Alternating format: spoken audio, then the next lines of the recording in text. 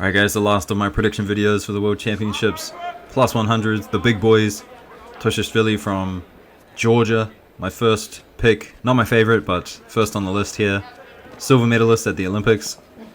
He's really strong. He's a little bit smaller for the division, which I think causes him problems sometimes, but he brings skills, like the Newaza here that you're seeing, the Juji.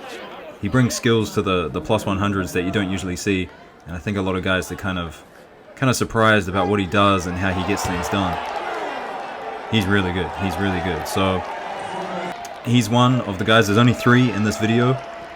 I honestly think it's going to play out between these 3 people, but interestingly, Tushishvili is the only guy with a seeded rank.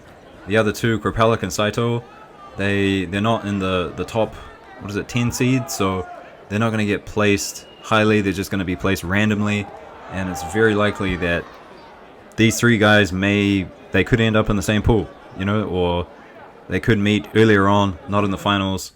So I do think out of these 3 guys, it'll be one guy on the podium at the end, and the final will probably be a little bit easier than the early rounds for them. So second, it's Krapalik, and Krapalik recently training with Saito. I made a video about that. He's got ridiculous Newaza, and it's going to come down to whether he can get Saito to the ground and do something there. But Saito's flexible, he's much heavier, he's good with the balance.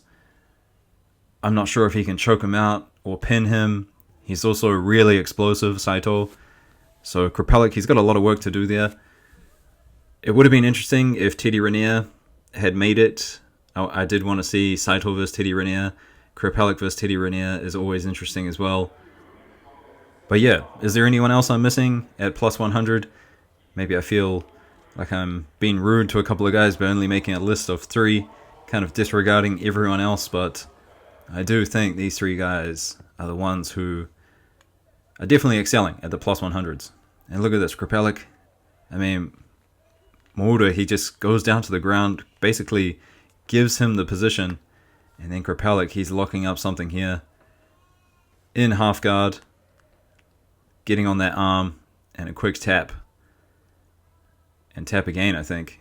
The ref, come on, the ref. Did you not see that tap? That was ridiculous. And now he's really on top of it. I'm not sure what's happening here. Come on. He was tapping. Look at the ref behind him. He's like, that was a tap. Come on.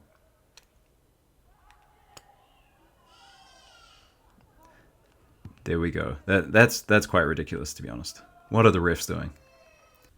Anyway, guys, this is my favorite. This is probably the boy. He's still a young guy.